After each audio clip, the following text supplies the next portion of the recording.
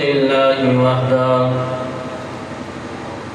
والصلاة والسلام على من لا نبي بعده أما بعد فأعوذ بالله من الشيطان الرجيم بسم الله الرحمن الرحيم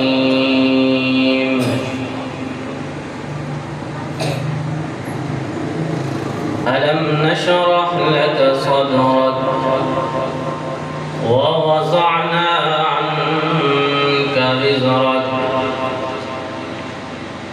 وقال الله تعالى في مقام آخر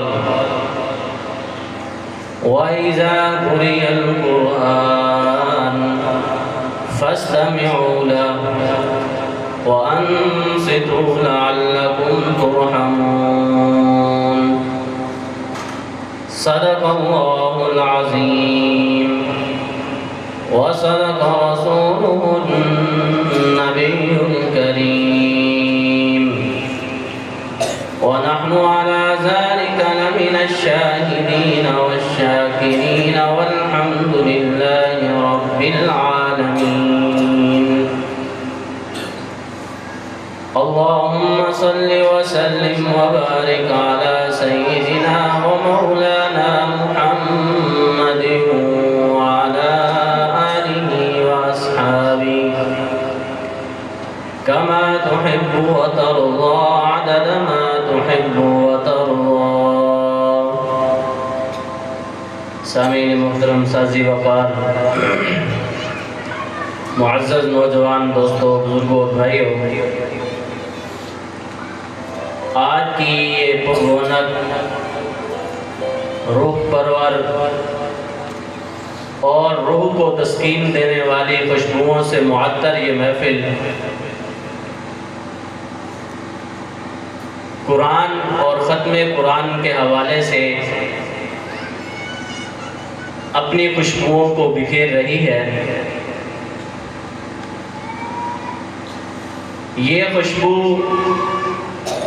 صرف اہل قرآن کو ہی سمجھ آتی ہے، وہ ہی سونگھ سکتے ہیں اس کو،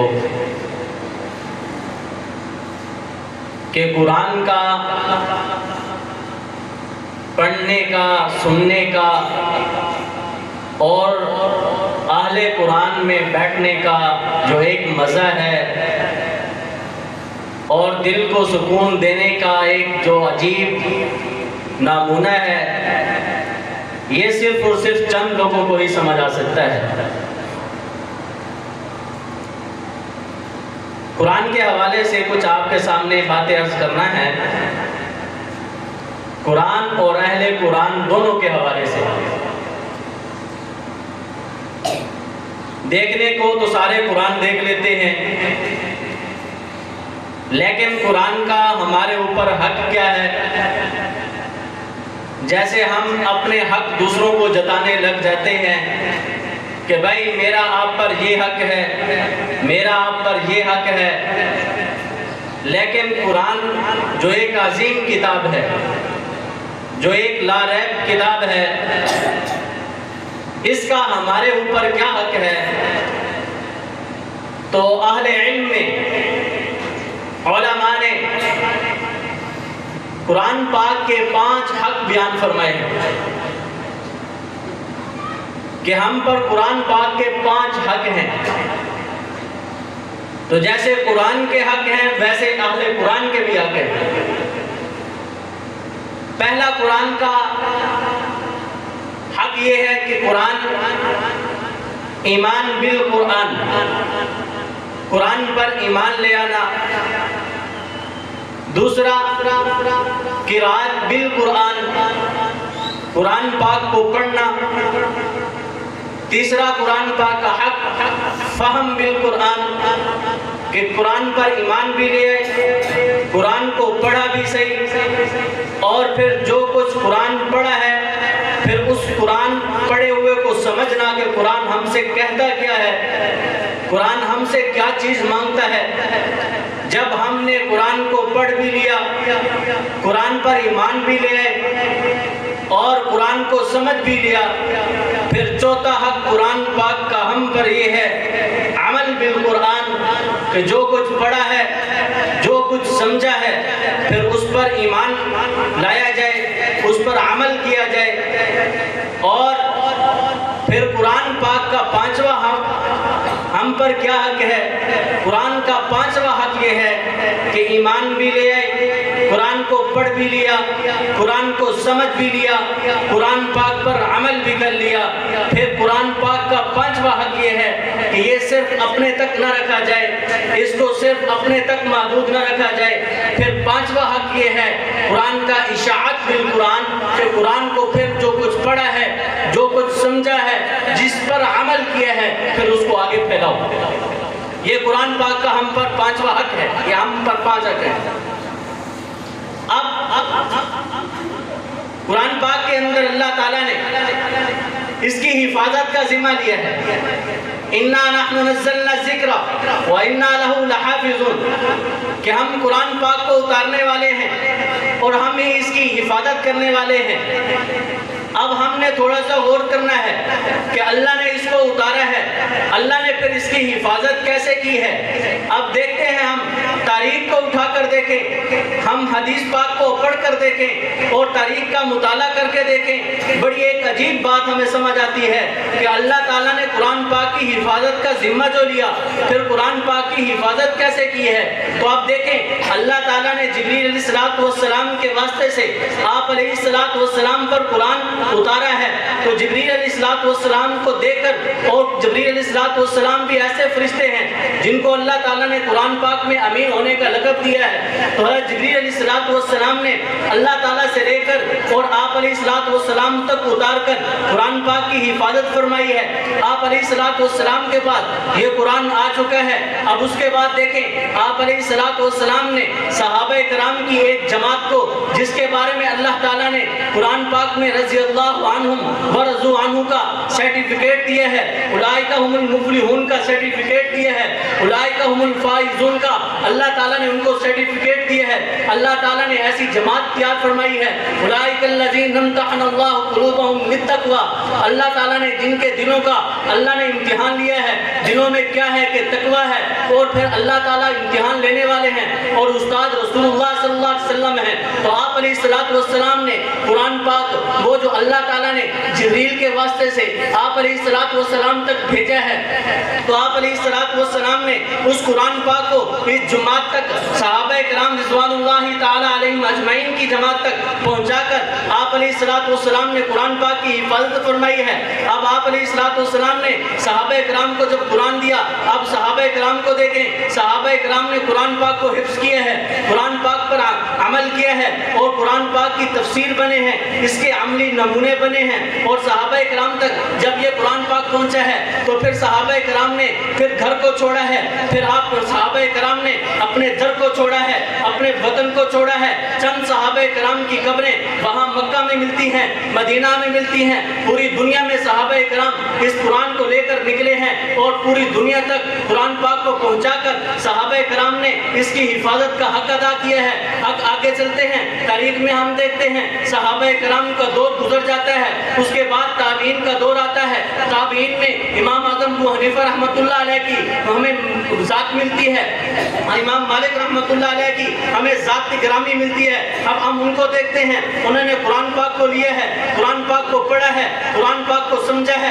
اور قرآن پاک کے اندر ہوتے لگا کر مسائل نکال کر، اور قرآن پاک کو پڑھ کے اس سے مسائل نکال کر قرآن پاک کی حفاظت کی ہے، اور اس کی بات ہم تک پہنچائی ہے۔ اس کے بعد تبع تابعین کا دور آتا ہے، تبع تابعین نے قرآن پاک کو لے کر اپنے آنے والے لوگوں تک پہنچایا ہے۔ انہوں نے پھر آگے یہ سلسلہ در سلسلہ یہ چلتا ہوا پھر اہل مدارس تک پہنچتا ہے، اور پھر مدرسہ قائم کیا جاتا ہے۔ علماء نے مدرسوں کو قائم کیا، قرآن پاک کی کلاسیں لگائیں، قرآن پاک کو پھر پڑھایا، قرآن پاک کو حفظ کرایا، قرآن پاک کو یاد کرا کے قرآن پاک کی حفاظت فرمائی ہے. اہل مدارس نے قرآن پاک کی کلاسیں لگا کر اور حفاظ کو پیدا کر کے یہ کلاسیں لگائی ہیں. آج ہم دیکھتے ہیں آج کتنے بچے ہیں آپ کے سامنے بیٹھے ہیں جو قرآن پاک کو حفظ کر کے آج یہ مجلس لگی ہوئی ہے. آج ان کے اوپر سر کے اوپر دستار کو باندھا جائے گا. کس لیے باندھا جائے گا؟ کہ انہوں نے اپنے سینے میں قرآن پاک کو جمع کیا ہے, اپنے دماغ کے اندر قرآن پاک کو جمع کیا ہے اور یاد کر کے ایک مثال قائم کر دی ہے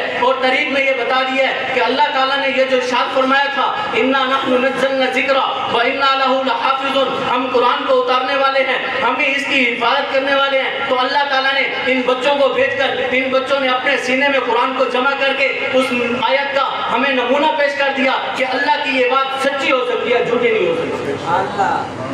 تو یہ ہے اِنَّا نَحْنُ نَزَّلْنَا الذِّكْرَ وَإِنَّا لَهُ لَحَافِظُونَ کہ اللہ تعالیٰ نے قرآن پاک کی حفاظت کا ذمہ لیا اور پھر قرآن پاک کی اور پھر آگے یہ لوگ آپ کے سامنے قرآن پاک کی حفاظت کر رہے ہیں. بڑے عجیب واقعات طریق میں لکھے ہوئے ہیں. ایک بڑا عجیب واقعہ حضرت عمر بن عبدالعزیز رحمۃ اللہ علیہ, ان کا ایک بڑا عجیب واقعہ آتا ہے. حضرت عبدالعزیز سید شاہ عبدالعزیز رحمۃ اللہ علیہ, ان کا بھی ایک بڑا عجیب واقعہ ہے. فرماتے ہیں کہ ان کے دور میں ایک آدمی آیا اور آ کر اس نے دعویٰ کیا. یہ ایک باطنی فرقہ اٹھا تھا جس کو ہم معتزلہ کہتے ہیں, آج کے دور میں ان کو باطنی کہا جاتا ہے. وہ آیا اور دعویٰ کر دیا کہ یہ تمہاری کتاب یہ جھوٹی کتاب ہے, قرآن پاک یہ سچی کتاب نہیں ہے, یہ جھوٹی کتاب ہے, اس کے اندر رد و بدل ہو چکا ہے. تو اس نے یہ دعویٰ کر دیا اگر یہ تمہاری سچی کتاب ہے آؤ میرے ساتھ مناظرہ کرو, میں تمہارے ساتھ مناظرہ کرنے کے لیے تیار ہوں. تو کچھ لوگ دیکھے, انہوں نے یہ جب بات سنی تو وہ سید شاہ عبدالعزیز رحمۃ اللہ علیہ کے پاس بھاگے اور آ کر شاہ عبدالعزیز رحمۃ اللہ علیہ کو کہا کہ حضرت ایک آدمی ہے وہ آ کر یہ دعویٰ کر رہا ہے یہ تمہارا قرآن یہ جھوٹا قرآن ہے,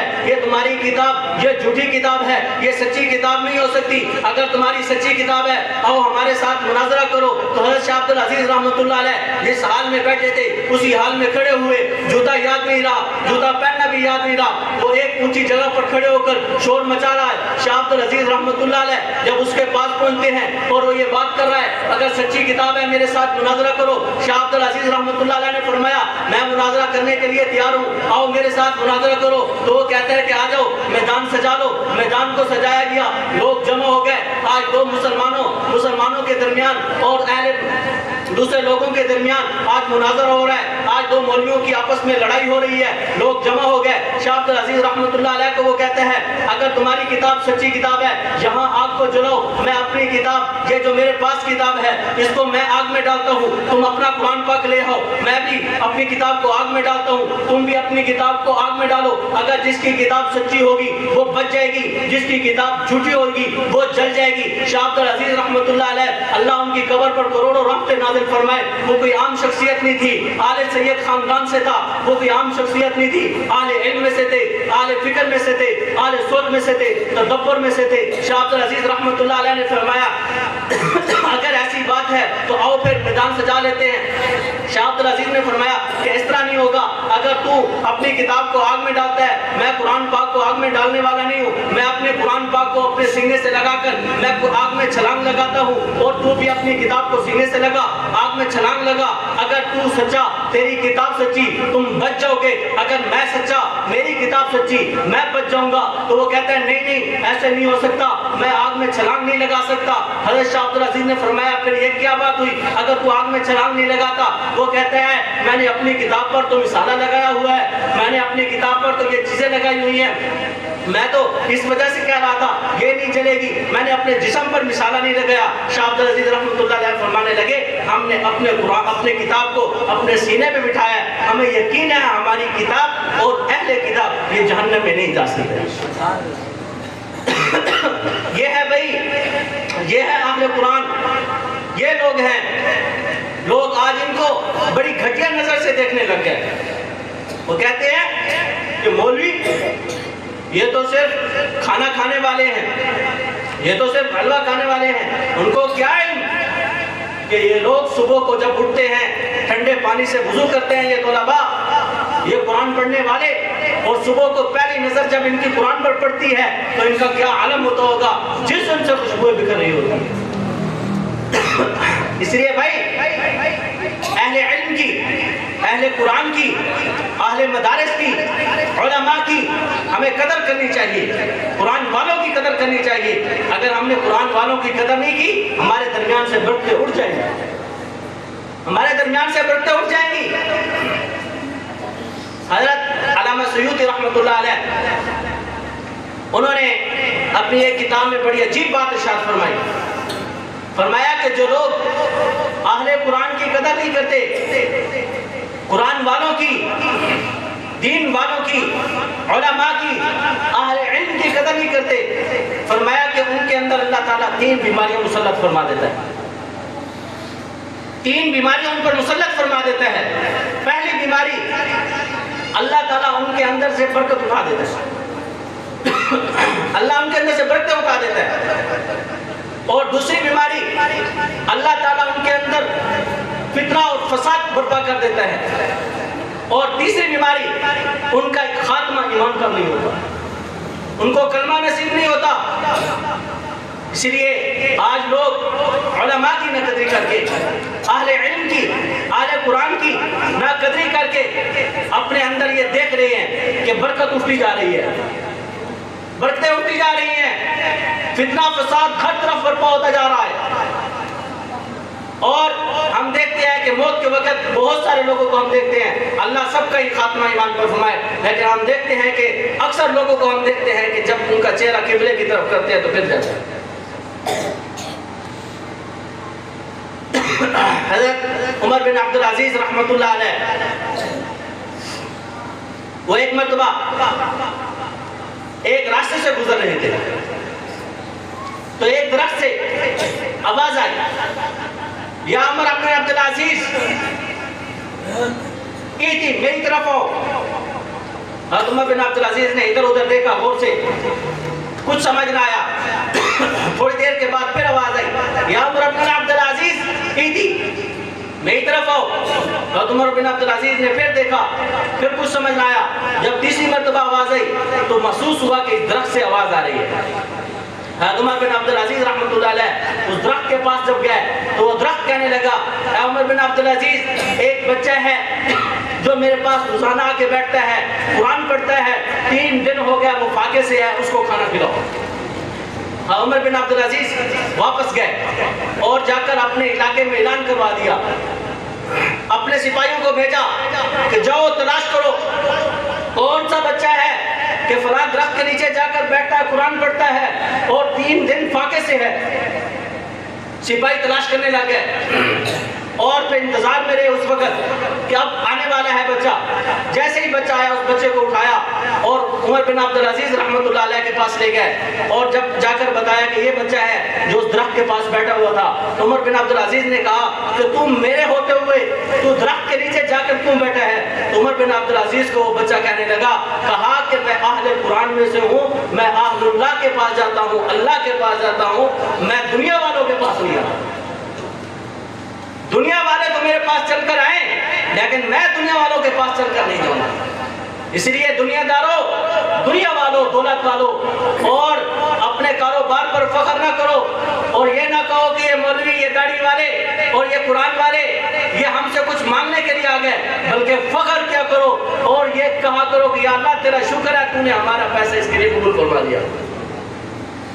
اس لیے آپ سے یہی عرض کرتا ہوں کہ اپنے اہل مدارس پر اور اہل علماء, اہل علم لوگوں پر اپنے پیسوں کو خرچ کرنا یہ فخر محسوس کیا کرو اور یہ کہا کرو کہ یہ ہمارے لیے آخرت کا ذخیرہ ہے. اللہ سے دعا ہے اللہ تعالی ہمیں ان سب کی قدر نصیب فرمائے. یا اللہ ہمیں علماء کا, طلباء کا, اہل قرآن کا ادب کرنے کی توفیق عطا فرما. وآخر دعوانا الحمدللہ رب العالمین.